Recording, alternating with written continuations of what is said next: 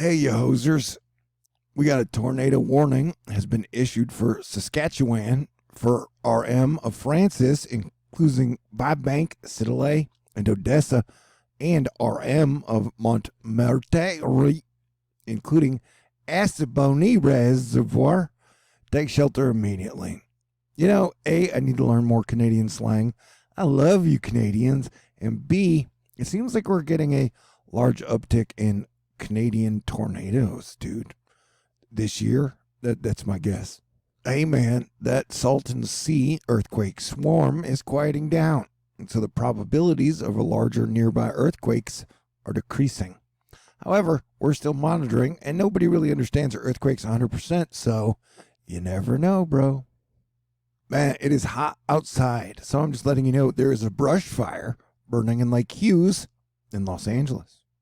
We've also got some super dramatic or pretty dramatic, depending on your way of evaluating the word dramatic, fire from the Bear Creek fire along the Idaho and Montana border earlier today. The Bear Creek fire has grown to 1,500 acres. Red flag conditions prevailed, type 2 IMT, to assume fire management at 6 a.m. If you think we're done with fires, oh no.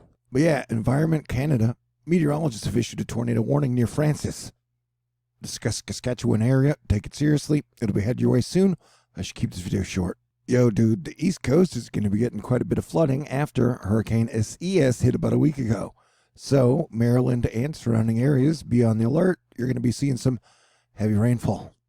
I think the name Lake Fire is an oxymoron, but regardless, looks like an updraft broke through a stable layer aloft of pyrocumulus. The fire is Los Angeles County, northeast of Castaic Lake.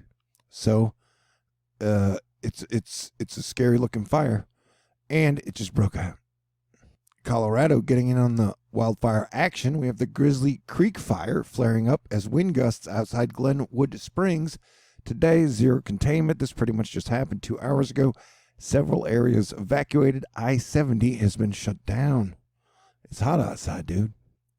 Nathan the Nerd reminding us the East Pacific is lit, and everybody's guessing in about a week or two the Atlantic is going to be lit as far as cyclonic action goes. We've got these three areas to watch, and then Elida, which I believe is still a hurricane. But the lake fire is big, and it is definitely looks like a volcano. But I say that about everything. Katie McGee talking about a monster rising from the depths of the ocean. We dubbed this the Cthulhu Storm. It's somewhere in the world, I imagine. People are like, turn around, don't drown. Heck no. This water's not that deep. I'm just going to speed through it in Maryland.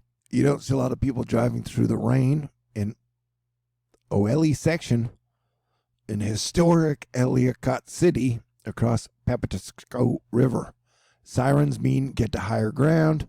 Like I said, we're going to be dealing with some pretty serious flooding action in the next week or two. Sean says, I miss Jupiter. What do you mean? You go out in the sky, it's still up there, dude. Whether Twitter was in a flux when it turned out that the East Coast got hit by Category 6 wave of refreshment, just made landfall at Bojangles, advertising their Mountain Dew Southern Shock, and everybody was furious because the thirst-quenching refreshment hurricane Refreshicane was spinning the wrong way. I love you, weather Twitter. But yeah, that minor connector to the Papatasco River outside Elliott City, after devastating rains, has the river rushing like a mad thing that rushes, or whatever that is. We're tracking Tropical Depression Josephine, which every model pretty much has it falling apart, except for the nav gem. We can talk about that later.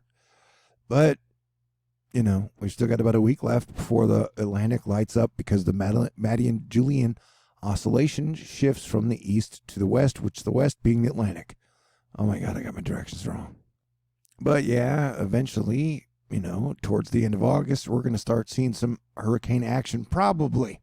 If hurricane season busts altogether and we don't see another landfalling hurricane in 2020, I won't complain, okay? Just letting you guys know. But the models aren't hinting towards that. The models are hinting towards it's going to get real activity-ish around the end of August. Brady noting the sea surface temperatures in the northern Atlantic have quickly rebounded after Isaias. So if we do get anything, it'll have some rocket fuel for hurricane development. Yeah, the eastern Pacific is about to go wild with tropical activity over the next several weeks. You got major excessive heat watches in the west as temperatures are 6 to 12 degrees over the average norm around this time of year. Massive hurricane Elida takes aim at Yellowstone, and the Express probably. Pray for Wyoming. Yeah, some of the models have Elida smashing into California or into Yellowstone, but it probably won't be much of anything when it does, and California needs the rain. This is a joke. Don't take it seriously. I'll warn you when there's something serious headed your way. Brad Panovich warning us the tropical air over the Carolinas will lead to flash flood threat for any scattered storms over the next few days. And some of these storms, even though they're small, will have some flooding potential. TD11 does have a little bit of oonspah, so it could surprise, but we've still got a couple days to watch it. But I'm not that worried about it. New York Metro Weather is jumping out of their local area a bit to show this storm northeast of D.C. had quite a bit of lightning. There were quite a few storms in the northeast today that surprised people in quite a few ways, whether that be a whole lot of rain or a whole lot of lightning. Yeah, most models have TD11, which would be Josephine, heading just above Puerto Rico and then either curving out to sea or getting totally shredded by high pressure. We'll keep an eye on it. Love yourself, party people, and try to stay cool, calm, funny, loving, kind throughout 2020, even though the rest of the year is probably going to be pretty wild. Storm Chaser Nick reminding us that 2020 is not exactly a year that many people really wanted. So, expect for it to have more surprises in store. I'm going to keep this semi-short so we can get the word out to our Canadian friends. All right, everybody stay cool. I am your Planetary Defense Commander, Star-Lord New Thor 7, the T. And yes, this year has been challenging. And I love you. God bless everyone.